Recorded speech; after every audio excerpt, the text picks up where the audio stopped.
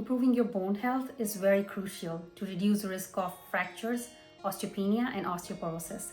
Do you know there is a specific way to exercise which only takes a few minutes a day to improve your bone health to a significant level? Hi, my name is Vidhi. I'm a physical therapist and a professional yoga therapist. Please join me in this conversation with Dr. Tracey Clissold to empower your bone health today. Hi, everyone. I'm very excited to have Dr. Tracey Clissold with me tonight. And just a quick introduction, Dr. Tracey Clissold, she is a lecturer in sports science and nutrition in New Zealand. And she has done her PhD from Auckland University of Technology. And she has done some amazing research on bone health, especially for women. So I am very excited to talk to you, Dr. Tracey. Welcome. And how are you? Thank you, Vidhi. I'm very well, thank you. And thank you for that wonderful introduction. Looking forward to chatting with you. So tell me a little bit, how did it all started? What inspired you to Okay. work on bone health and especially women and, pre-menopausal women? So yeah. Yeah. So I've always loved the topic of women's health. So I'm very Mhm, passionate about the women's physiology and metabolism and there's so mhm, much momentum in research right now for women's specific research. And we've never mhm, really had that in the past. And wonderful people like Dr. Stacey Sims, who's a really good friend of mine. uh-huh, She's creating a lot of momentum out there in the world around women actually, listening to the research that's actually about them, not the research that's been done on men and has been extrapolated out to women. So part of it is a passion for empowering women with information that helps them to be able to make positive behavior changes. So things that are going mhm. to affect the quality of their life and their longevity. And part of it comes from being an ex-athlete. So I used to be a marathon runner and I represented New Zealand for many years as a marathon athlete. I actually missed out on going to the Olympics for my country because I got a stress fracture. Oh, I So a stress see. fracture is really a red flag for abnormal bone physiology. So Mhm.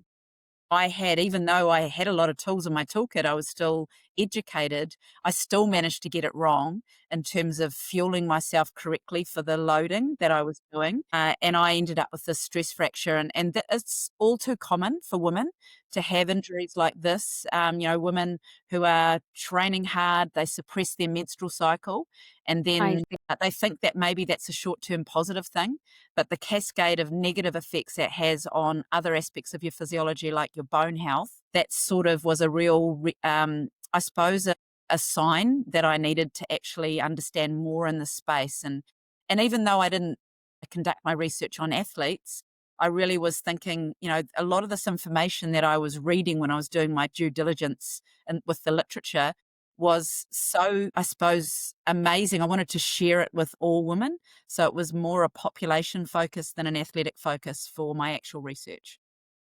That's wonderful because even I'm a physical therapist, but sometimes what happens is we are educated, but some of the things are still not accurate, especially some of the research has not been done, especially on women. There's like a lot of Mm, data out there which is focusing on men, but yes. I'm so glad that you are doing which is like catering to women especially. So thank you for doing that. Thanks, Vidhi. And yeah, I wanted to know. I know you have been doing some amazing research on impact training.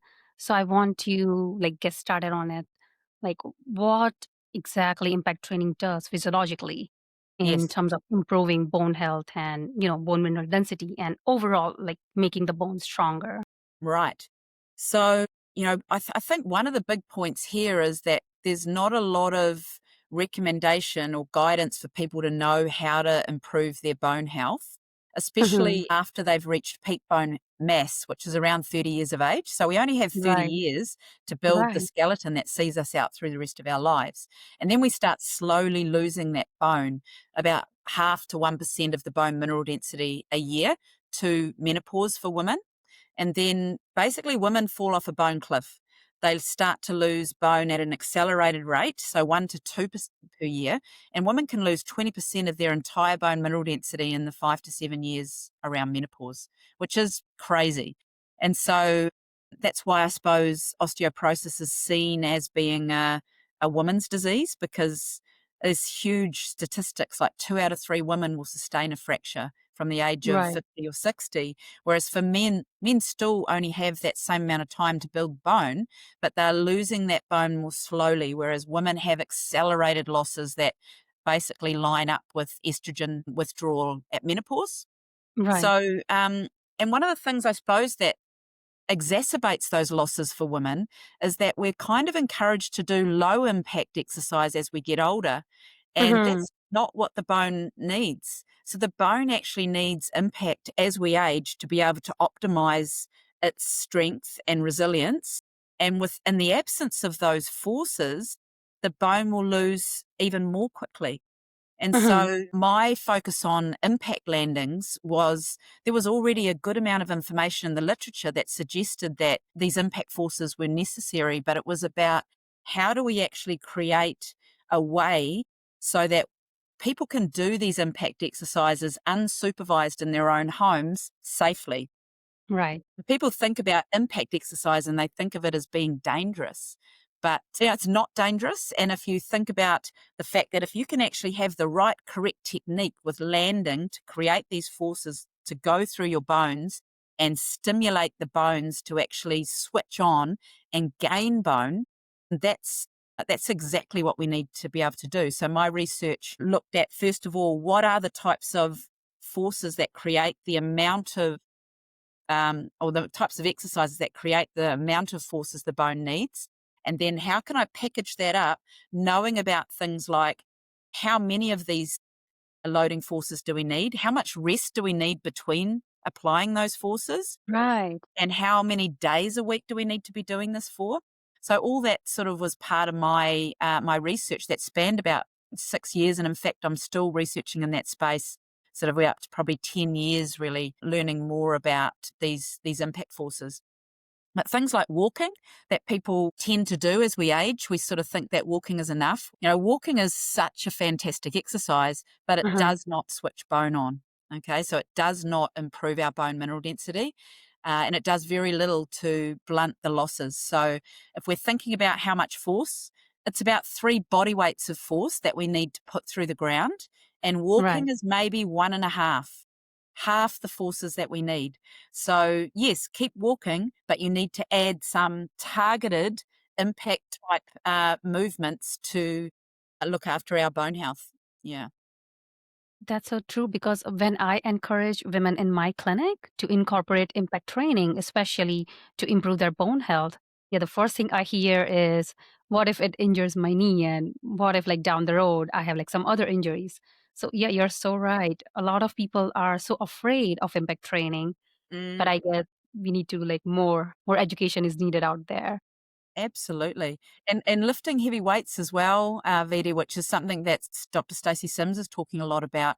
As we Hmm. age, we sort of tend to say to the people that we're working with, you as a physical therapist, saying Hmm. maybe lighter weights and higher reps. Well, we know that's almost a waste of time for aging women. We actually need to start doing exercises that simulate the way we move, so that have a good transfer to life. So not sitting on a machine and just moving one joint, and certainly not lifting weights that we can lift 20 or 30 times. That's just a waste of time for women. We need to start challenging our musculoskeletal system, and then we get the adaptations that help our bone and muscle to stay strong as we age. So, yeah, lift heavy, lift heavy. That's what I Yeah, also like try to tell my patients. perfect. Talking about weightlifting, I wanted to know, like, in terms of, again, increasing the bone mineral density to make our bones stronger, Yes, is it better to combine it, impact training, combining with weight training, or just impact training alone can be enough? yes. So we can always say that more is better, but realistically, it's difficult to get people to comply to exercise, isn't it? So if we start with the impact training, my program that is in my Osteo Gains app, so my Osteo Gains app is basically exactly the program that I used in my clinical trials that had Mhm, such amazing results, reversing what was expected with bone loss and actually creating bone gain. This is a mhm. 3-minute program, 2 to 3 minutes. So you don't have to go to the gym to do it. You don't have to necessarily incorporate it into your existing exercise program.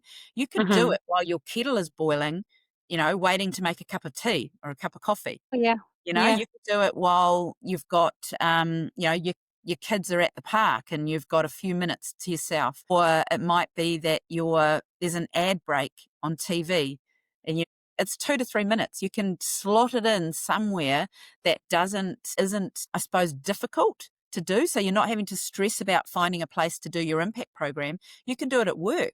So you're at work, you might have a tiny amount of time between clients, or you might have an admin job. You stand up, you do your 2 to 3 minutes of Mm-hmm. training, you sit back down and away you go.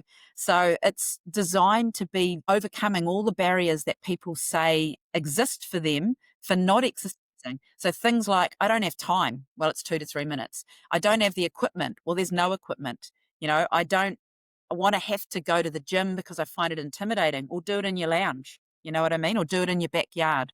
So maybe it's too expensive. Well, this program is $24.99 US. That's a whole year guidance for doing this program. So when you kind of do the calculation on that, we're basically overcoming all of those barriers for people to be successful with complying to this program. I'm 100% with you on this because, by the way, I have explored your OsteoGains app and Awesome. I loved it. And all the things that you said, it's super affordable, first of all. So when I have to encourage a patient, because like here in the United States, you have to pay monthly premium, and on top of it, sometimes they have to have like higher copay that they have to pay. But Yes. when I talk to them about OsteoGains, and when I tell them that, hey, it's just like $25 for the entire year, Yeah. and I see a huge relief on their face because Mm. that's super affordable for everyone. And as you said, so true. It just only takes like 3 minutes, which you can, of course, incorporate in your routine, right? And it doesn't need anything else. You just need 2 feet and you just jump. It's so Exactly. easy, and instructions are like very, I would say, easy to follow, and Right. it's amazing. So, Yeah. like whoever in my clinic who wants to get started with impact training, yeah, Yeah. I always recommend them that try Osteo app, and it's amazing. Thanks, And Vidhi. talking about it, as you mentioned earlier, that there's a reason there is a rest in between two Yes. jumps, and 5 seconds rest between two jumps, and then 30 seconds rest between two sets. So Yes. yeah, I do wanted to know, like, if you Yeah. want to talk about what clinically happens and why it's needed. Yes. And that's such a good question, because people are like, can't I just like keep doing all the jumps all at the same time? And the thing is that this isn't research I did. This is research that's been done, well before my time, and mainly in animal research, because it's very Hmm. difficult to determine what's happening physiologically to the bone when the stress is applied to it. And Hmm. so what has been determined is that the bone switches on to the right stimulus. So we call that osteogenic threshold. So if we achieve these thresholds of the right amount of force and applying it quickly, which is another thing the bone wants, and applying it in different directions. So all these things are integrated into my program. But the rest enables the bone, because it becomes saturated to that stimulus very, very quickly. So then I if you see. do more, you're not going to get any more benefit. And so thinking about some of the things you said before that were concerns from some of your patients about, hurting joints or whatever, more is not better. So Hmm. just follow the program. You'll see there's hardly any of these loading forces applied, and there's lots of rest integrated. And that's because of the knowledge of, this is how many times we need to apply these stresses to turn the bone on, then the bone's turned off. So then we have to allow the bone to sensitize, ready to receive the next signals. So it's not some kind of like picking numbers out of the air. It's based on absolutely hardcore physiology. Some people are going to feel a little bit like, well, what do I do in that 30 seconds? And that's a good question. So there's 30 seconds rest that you take between sets. So we've actually already designed the next year of the Osteogains program. And now in those 30-second rest periods, we're putting some functional balance exercises. You'll actually be getting a slightly more extended program, but still no more than 5 minutes. which is not a I lot, see. is it? But now you're going to be getting impact, and we're moving on to integrating the balance, but not just balance, functional balance, because that's what it's all about. Is we want these things that we're developing and adapting in people's bodies to be perfectly transferable to their life, for them to I be see. strong and functional in life, and also less likely to fall, which of course we know is another really important factor when we're thinking about bone health. Is yes, we want to improve the strength of the bone, but we also want to reduce the risk of people falling in the first place. Dr. Clissold, I cannot tell you. This makes me feel so happy because I want to tell you this. So Yes, there are some of my patients, women in my yes, clinic who are not into exercises at all. It's harder for me to encourage them to get started on impact training when they just don't want to exercise. They are just not interested, not motivated. yeah, But I found out that some of them, they love dancing. perfect. And tell me, you can tell me if I'm on a right track or not. But Yes, what I am doing is, since they like dancing, I have incorporated jump training into the dancing. So, for example, it's like beautiful. let's say 5 minutes of dance, but Yes, since we are dancing, yes, we are not resting like you asked to rest in your app. So yes, instead of resting 5 seconds or resting like standing and staying still and resting for 30 seconds, we are still moving around, but not yes, jumping, but perfect. dancing. And that's Love. fine, right? Oh my That is God. absolutely perfect. And I think what you've said is just so true, is that, most people don't like exercise. The idea of exercise turns them off. So it's almost like trying to find ways to trick ourselves into getting the physical activity that we need by doing Right. something that we perceive as fun.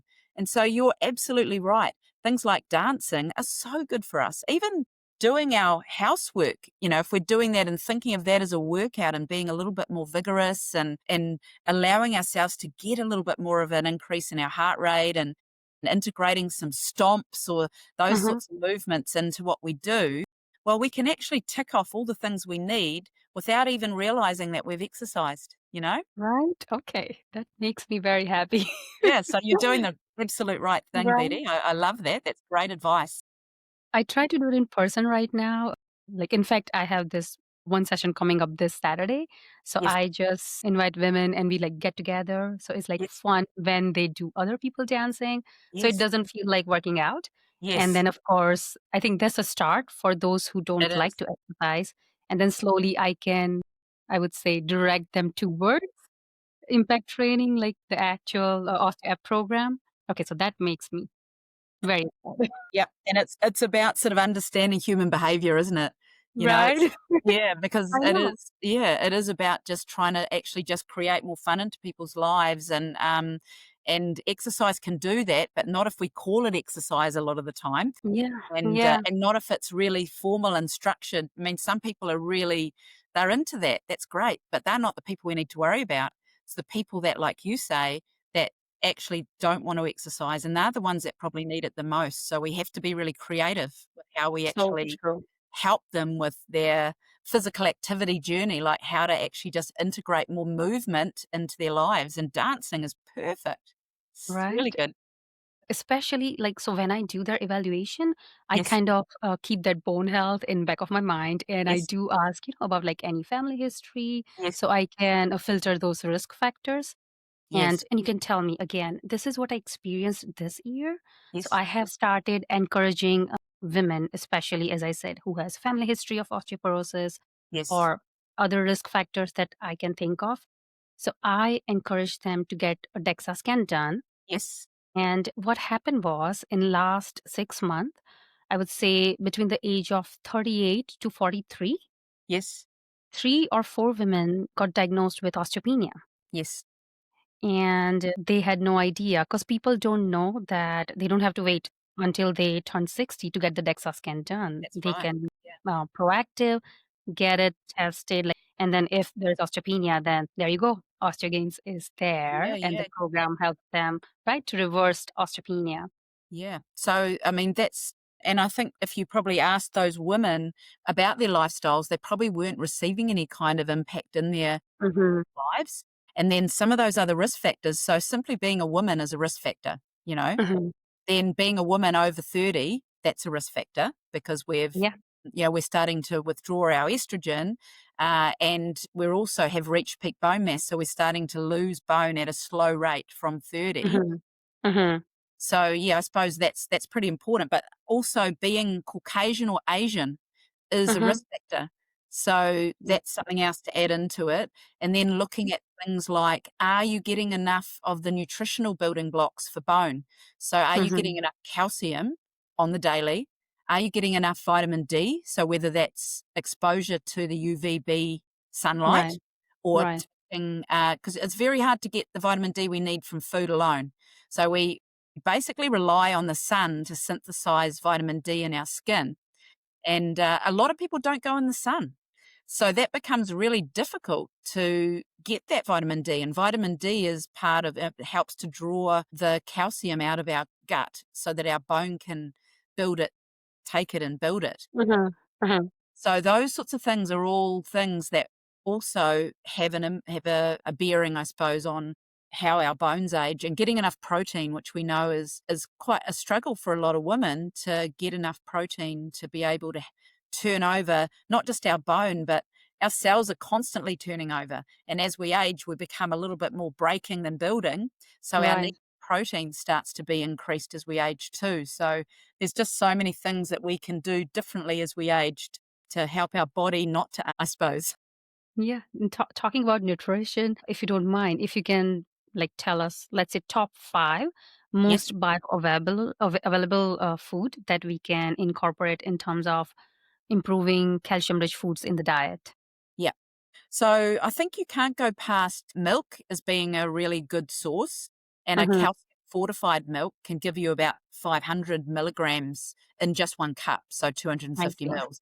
But see, so many people are turning away from milk because of lactose intolerance or intolerance to the protein. So plant-based milks are also a really good option, but you have Right. to sure that they are fortified with the same amount of calcium that you would expect to get from milk. That's sort of around about 120 plus milligrams per 100 mils. So, a cup of milk should be giving you at least, 360 to 500 milligrams, whether Mhm. it's an oat milk or a rice milk or soy milk. I So see. that's probably a really easy way, and people can, if it's milk being added to your coffee or your tea, that's still adding up. But yogurt is a really another good source because and especially protein fortified yogurts, very Mhm. very another way to help us get the protein that we need. So that would be a good source. And then we've got nuts. So nuts and seeds like sesame seeds are actually one of the most concentrated sources of calcium. So, tahini is perfect because it's ground up sesame seeds. So often when we eat sesame seeds as a seed, because of that hard fibrous coating, they just transit through our gut and we're not able to extract any goodness from them. But if they're pre-ground, as in tahini, then I that's see. perfect. And a lot of people using those ground up, so LSA type, so the linseed, sunflower, and almond type powders, where you've Mhm. actually almost made a flour out of those nuts so that it's helped the body to be able to get the goodness from them because we don't have to rely on our chewing, for example. So those are all really good sources. Plus, our green leafy vegetables are good for everything. They also contain Right. calcium. And, if you're gonna eat things like, and this is a really good way to get calcium is like your tinned fish. So it's not for everyone, but, fish that actually the tiny fish like the sardines and the mackerel Oh, that yeah. have bones in them, or the salmon that's in the can, but you eat Mhm. bones as well because that's essentially calcium. So see the soft bones in the salmon tins, for example, mush up the bones with your fork and eat it because that's the most bioavailable way of getting sort of calcium and the cofactors we need to take it into our own bone is actually to consume bone. And so that's a way we can do that. Got it, got it. And since we're talking about sesame seeds, I wanted to ask, like, is it okay if we are roasting it? Yeah, Because absolutely. I'm an Indian, so we Yes. use a lot of sesame seeds, but we kind of like temper it in oil. and then we Yes. sprinkle over food. So it's Yes. okay when it's cooked. Absolutely. Yeah, it's absolutely stable when you cook.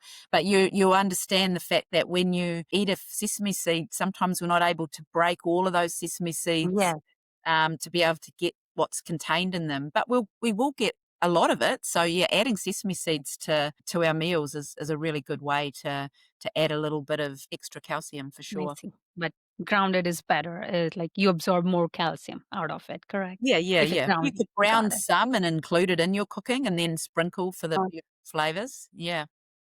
Okay, sounds good. Mm. And yeah, coming back to osteogenic effect, I want to know, so your app, let's say someone is doing it that first year.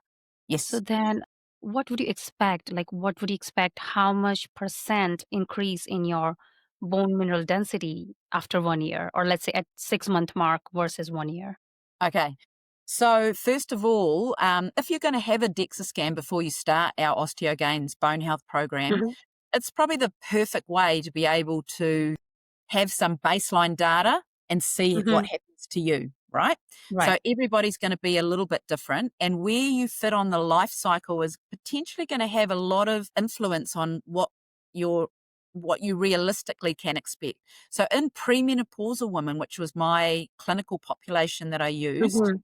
Mhm. the average gains at their hip sites, including the neck of femur, so the most sort of fragile part of your hip where the femur bends and goes into the hip there, they gained, upwards of 4% bone mineral density at those sites, where remember the age predicted losses are half to 1%. So they were not losing, they were gaining 2 to And 4%, which is that's incredible. huge. My control group was losing exactly the same as what was predicted. So without that very small 2 to 3 minute intervention 5 times a week, they were not only not losing, which was what they should be doing, they were gaining at those sites. And the lumbar spine, the same thing. Slightly smaller gains, but the range was 0.5% to 3%. But that's still not a loss. That's a gain at the Gain, lumbar yeah. spine, which is amazing. But if we're thinking about the life cycle, this is possible when you have estrogen in your system. Okay. Mhm. So this is Mhm. premenopausal. These kind of changes are realistic. But postmenopausal, it is actually more difficult to gain bone because remember, the losses, first of all, are, you know, at least 2% a year. And without estrogen, that's a vital piece of the puzzle for gaining bone. So I suppose if you're predicting what you should expect postmenopausally, I would say at the least you're going to slow down losses, which is a gain. Okay, you'll slow down losses, but it still is possible to gain. So when I was actually conducting my clinical trials, I'd lost my menstrual cycle for about 6 years or something like that. So I still collected my own data and I had the same gains as those premenopausal women. So, and that was on top of, I'm a regular runner, I do all sorts of activity, not considering I'm still doing all that stuff, but the Right. only You're thing that changed my bone was adding in that 2 to 3 minute jump landing program, which is That's pretty cool. amazing. Yeah. But the other thing, I suppose, to add in there, Vidhi, is that if you measure your DEXA before 1 year, you may not pick up a true understanding of how the bone's changed. And the reason for that is because a typical bone remodeling cycle is sort of 4 to 6 months, but it can be as long as 9 months. So if you collect data while the bone is still in the process of its modeling, you may not be able to ascertain whether you have a true change. So that's why a year would be the kind of the minimum time before you would do a retest. So there's not really any point doing it at 6 months, but at 12 months, you would definitely be able to evaluate the success of that program on your bone. That's amazing, and thank you for explaining that because now it makes perfect sense. And Sure. it's so valuable to know that 4% increase. Yeah, That's like amazing. I know. And because not a lot of people realize that for bone, Yeah, that even it sounds like just four, but it's huge. 4% gain yeah, in 1 year. That's a yeah, huge number for bone it health. is. And the other thing I suppose I'd love to add in here is like we've been talking about bone mineral density the whole time. Mhm. sort of understanding that bone mineral density is it probably tells about 70% of the story of bone health. So it's Mhm. mineral on the outside of the bone that makes the bone tough and resilient and Right. resistant to fracture. But that's not the only aspect of bone strength. And so what I was able to measure on my DEXA, so I'm actually sitting in my DEXA lab here, so you can see my DEXA machine Look right at there. that.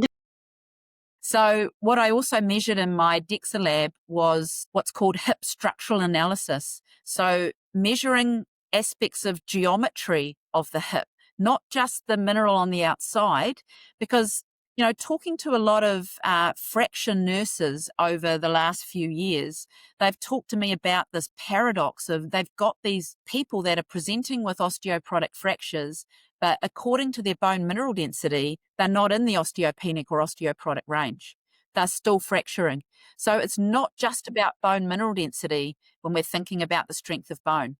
Things that changed in my women in response to them doing the jump, so the impact training that they did, the 2 to 3 minute program, was they actually grew their bone, the cross-sectional area of their bone increased. So if we're thinking about the neck of femur, the narrow part, it grew in its girth.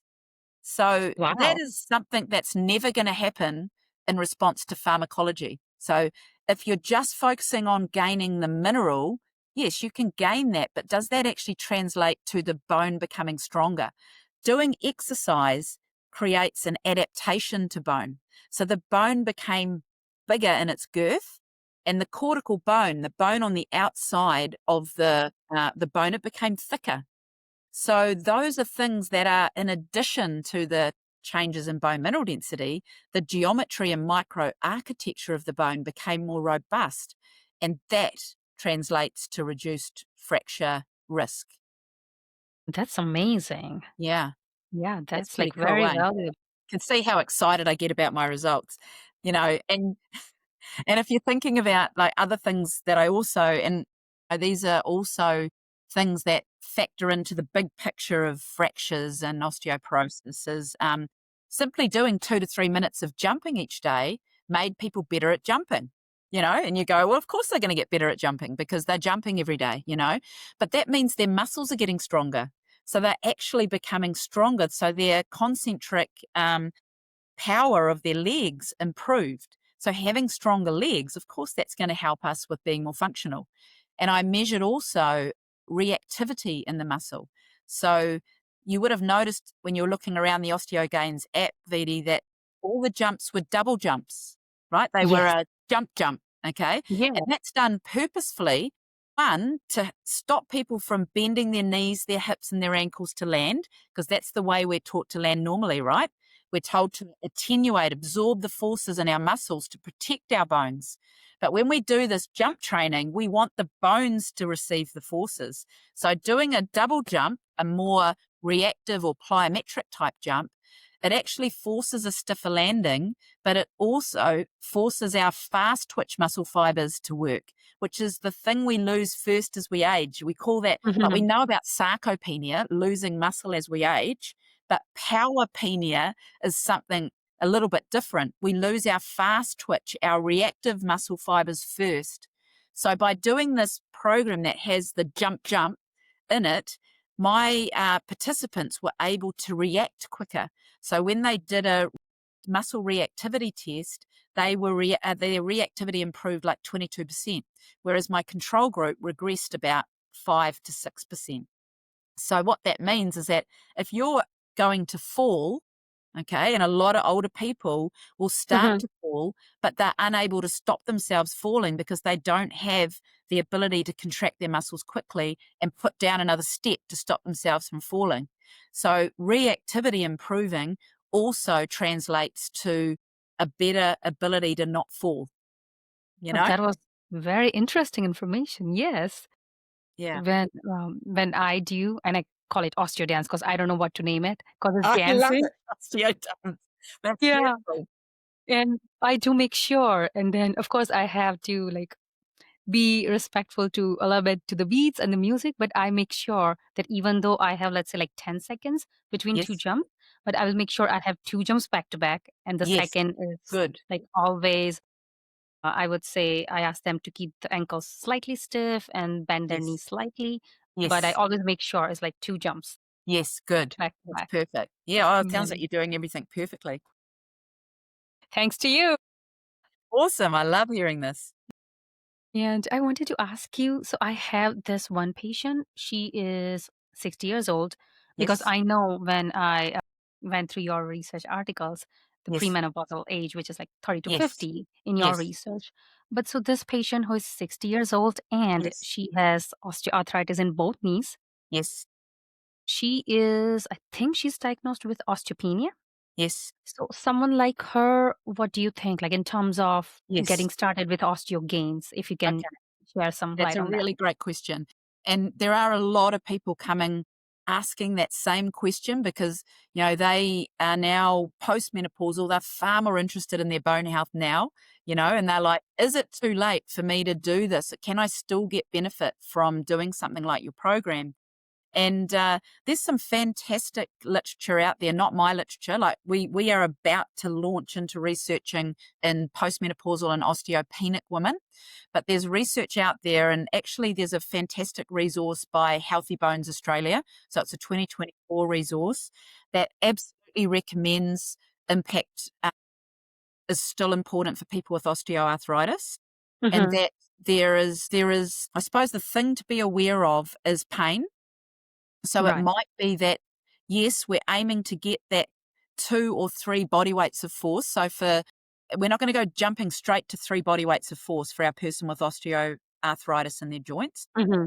Be that we're just starting with whatever they can tolerate without pain over time. So we're not wanting to exacerbate any pre-existing conditions. But what we know about arthritis is that it needs movement too. It needs, blood flow. It needs the ability to move the inflammation and all that sort of stuff. So exercise is still the answer, but it's doing it within pain thresholds and being progressive based on the tolerance to the ability, to tolerate those forces. So that's the first thing I'll say is that anyone trying this postmenopausally, or if you haven't had any exercise background and you're starting as a sedentary person, one, Mhm.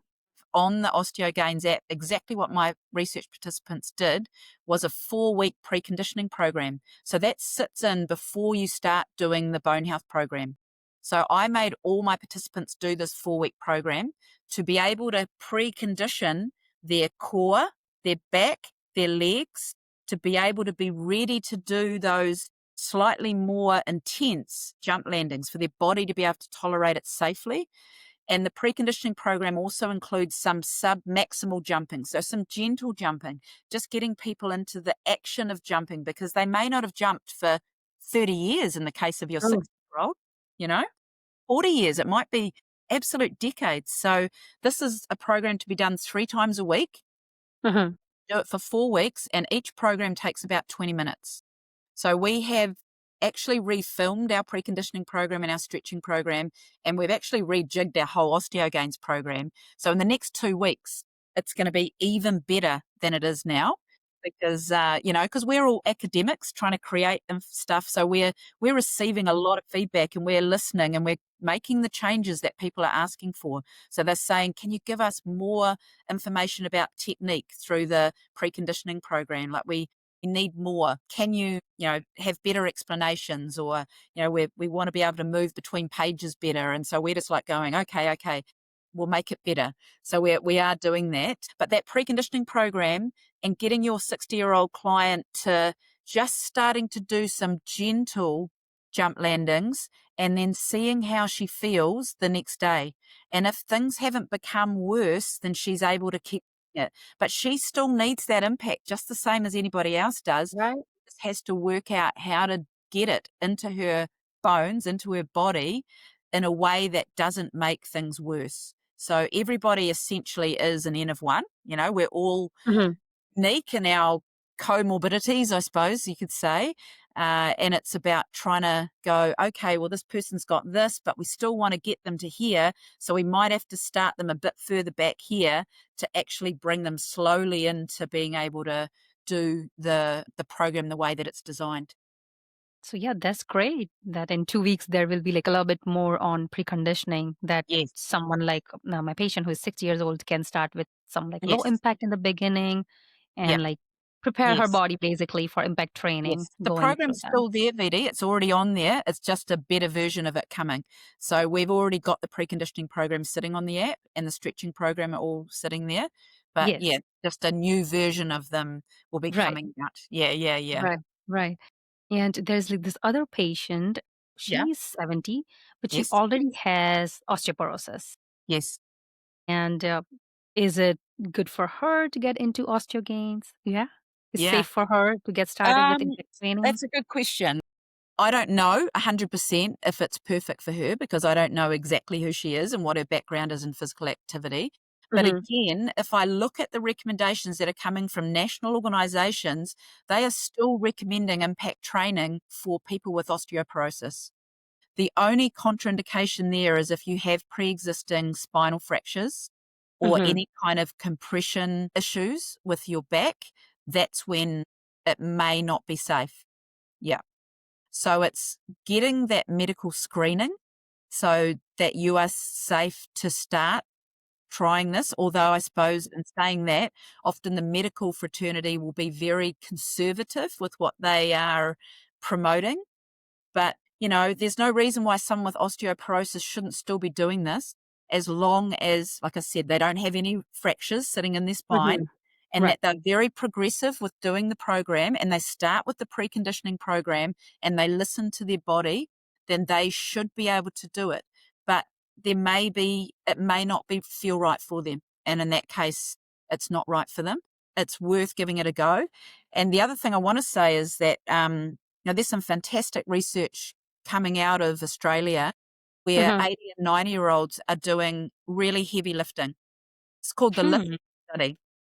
So what they're finding is that they're improving, obviously, the muscles, but also the bone health of these older adults doing heavy lifting. So if the jump landing isn't for your 70-year-old Right. patient for whatever reason, then lifting weights will also provide some benefit to her skeleton, her musculoskeletal system. But, you know, when you're talking about lifting weights, you're talking about a supervised setting. So you're not going to send your older patients giving them heavy weights and saying, go for it, lift it at home, because their movement competency is the most important thing. So how they move, are they moving safely? And you're progressing them slowly into being able to tolerate heavier Yeah. loads. Definitely. Even 60 years old or 70 years old, or like any of my patients or clients Yes, who never have done any strength training before, I yes, always encourage them that have some supervision, invest in a yes, good trainer, yes, because like right technique is also very important to like avoid absolutely. injuries and That is absolutely important. And it is for my jump landings as well. And that's why the cueing, the instructions, understanding the technique of landing, because it's not about jumping, it's about how you land. right. Because we all have jumped. We know when we're jumping in sport, it's bending everything. That's not the kind of jump landing we need for our bones. Technique is very, very important. Yeah, so true. So I have a 7 years old daughter, and I think Beautiful. she overheard me talking to someone about the technique of landing. Yes. And when I was saying, think the floor as if like a hot plate, and then my Mm. daughter jumps in and she's like, "Tell your patient that the floor is lava," because I think that's a Yes. game that they play, and I I love it. really liked it. And I Yes. use that. I just tell like patients Perfect. and I clients use that yeah, it too. Tell your daughter I use yeah, think of the floor floor is as lava. lava. Yeah, Yeah. absolutely. Yes. So, the fact that your daughter is thinking about that because we've only got like 30 years to build our skeleton, but girls have gained 92% of all their bone mineral density by the time they're 18. Puberty is the time where about 40% of your bone is laid down. So, she's in that prepubescent time. But if you think Hmm. about what are the things that our kids need to optimize their skeleton before they start losing bone, as parents and grandparents, it's about the first thing we need to do is, are our kids getting plenty of jumping around? They don't necessarily have to do the Osteo Gains program, but are they jumping and leaping and landing and having lots of forces coming through their skeleton, and their nutrition is the other part of it. And we know that in modern times, we can't assume that kids are getting those things, because kids are more and more likely to spend more time sitting. They're seduced by their devices. Mm, They're, right. they're not being encouraged and given the freedom to jump and play the way that has happened historically for children. And nutrition's becoming so convenient and processed and ultra processed. And are we then giving our children the building blocks to build the most beautiful skeletons they can in the first, for our girls up to the age of about 14, massive amount of bone growth, Mhm. teeth, and then there's not a lot happens from there on in terms of growing our skeleton. It's vital that we get it right in that first 20 years for our kids. Oh, that's so true. Like a young girl, like my daughter, she's just 7, so she has so many years to Yes. build that like strong baseline of her bones, Yeah, which will last her for a lifetime. absolutely.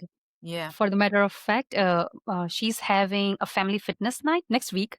Is she? Oh, she Yeah, sounds. and my daughter, yeah, and my daughter and I, we are doing the osteo dance for the school. I love it. They have like these different stations. It's family Yes, fitness night. So yes, basically, all the kids come with their parents or siblings, yes, or like yes, yeah. And so her and I are doing osteo dance. So we just like encourage, I think, kids and parents. And I think it's such an amazing activity if they can yes, incorporate impact training since they are young. And yes.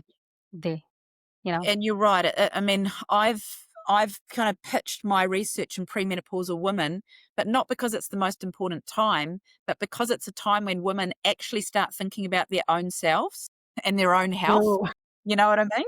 And true. and they start to, for the first time, start realizing that their bodies are changing, not for the better.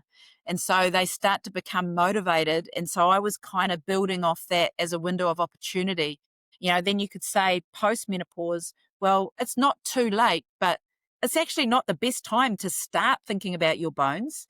It is actually that time that is your daughter's age. That's the most important time. But people aren't really talking about bones, and kids don't care about anything. They're just like, Yeah. except for your daughter sounds incredible. But, most of the time, young adults and children, they don't give any thought to their bones.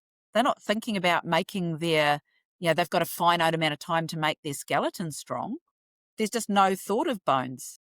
That's so true, 'cause, and I believe that there's, like, lack of awareness in general, and Yes, we talk about, like, lifting weights and becoming strong in terms of, yes, like, building muscle and stuff, yes, but not just, like, until recently, I haven't heard a lot of people talking about yeah, specifically increasing bone health and, like, improving bone health and yeah, making your bones stronger, so I guess we have started. yeah. We have to, and the thing is, you're absolutely right, Vidhi. It's what's happening is that we just expect that people are going to get osteoporosis and fractures, and we're just going to fill up our hospitals with old people. Whereas we can actually do things differently as we age. We don't have to expect that we're going to have all these terrible things happen to us as we age. There's actually a lot we can do for our own selves. A lot of things we can do with the way we live our lives that will impact not just now, but how we live for the rest of our lives. You know what I mean? And so we don't just have to expect, oh, well, that's just going to happen as I get older. I'm going to have all these terrible things happen to me. And a lot of us are too willing to just accept the pharmacological options, take these pills, you know, but yeah, I'm not saying don't take the pills, because that's not, I can't, it's outside of my scope of practice. But what I can say is do these other really proactive things around your exercise and movement and nutrition. Those things are powerful, as powerful, maybe more powerful than the drugs you take, the Yeah. pharmacology. And Yeah. it's people actually acknowledging that those are things that they can do for themselves, for their families, that will actually enhance their quality of life. Thank you for this is, like, wonderful advice. I just have to tell you quickly, I call this like a small section in Yes, my conversation. I call it Annie told me. So Annie is a wonderful friend who always yes, means well and give the best advice. So yes. I want to know, like, is there like anyone that you can think of who is either friend or someone from the family who gave you the best advice in terms of your health that you would like to share with us? In terms of my health, that has to be my mama. Yeah.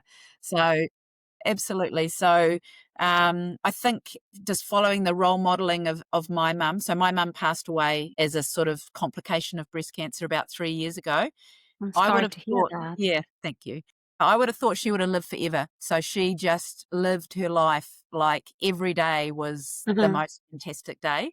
So being grateful for a body that can move, and not everybody's body can move perfectly, but it can move in some way. So mhm, if you are focusing on what you can't do, you're probably never going to um, be the best version of yourself. But just doing whatever you can do and just getting joy out of life. Yeah, I think my mum would have lived to 120 if she hadn't had cancer. mhm. Yeah, she was just, and you've got to be grateful for choosing your parents wisely, don't you? Yes, true. That is Yeah. so true. So definitely my mum, just as a role model and just someone that lived life to its potential, for sure. Thank you for sharing that. And thank you so much. Thank you so much for sharing all your knowledge today. And again, I want to thank you for creating Osteo apps and doing all the research. And because when you do like all this research work, that's when someone like me can help and increase the quality of care in the clinic. Yes. So it's helping everyone. So I thank you for appreciate that. that. Thank you, Vidhi. Thank you. Thanks for the opportunity to talk to you and, the people that follow you and people that you work with. Thank you. Would you like to share like any information in terms of the listeners would like to stay connected with you, like Sure. social media or your website? Absolutely.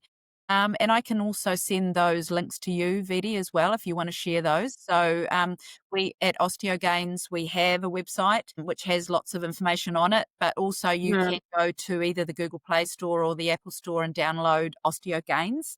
So Osteo Gains is our app. So you can download it for free. And you have access to all of our research and our fact sheets and other information about what we do. But if you want to download our programs, so that's the essence of my clinical trials, then that Mhm. is, as Vidhi said, that's $24.99 US. And that gives you that year to be able to work on this program, which we already have year 2 all ready to go. Yeah, it's not about just doing something for now. Actually, it's about lifelong impact. So we're not talking about just a short term. It's got to, and that's the same with everything that you do in terms of exercise and nutrition. The short term things, they don't work. It's got to be making changes for a lifetime. And yes, we may have to modify some of the things we do as our body changes, as we age, but we still need to keep doing what we can do, never stop. I think that's probably the most powerful advice that we can really give is that you can never stop. As soon as you stop, your body will just stop as well. So we don't ever want Thank to do that. you. I 100% agree with you. And I will put all that, your website and the information on the app in the description. So listeners Awesome. can just directly go ahead and click on it and then have easy access to it. But thank you Fantastic. so much. And I hope we get to talk again sometime in Absolutely. future I've with loved talking some to you, new Vic. Yeah. with your new research, your next And new good luck with research. your osteo dance. I love that. That's so good. I hope Yeah, it goes well for you and your daughter at the school.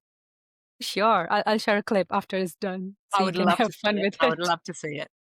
All right. Awesome. Thank you so much, Dr. Clissold. Thank you, Vidhi. Nice to talk. Did you know that stress can also affect your bone health very negatively? If you're someone who wants to reduce their stress level, and if it's hard for you to do a seated meditation, then please check out this walking meditation video over here. I will see you there.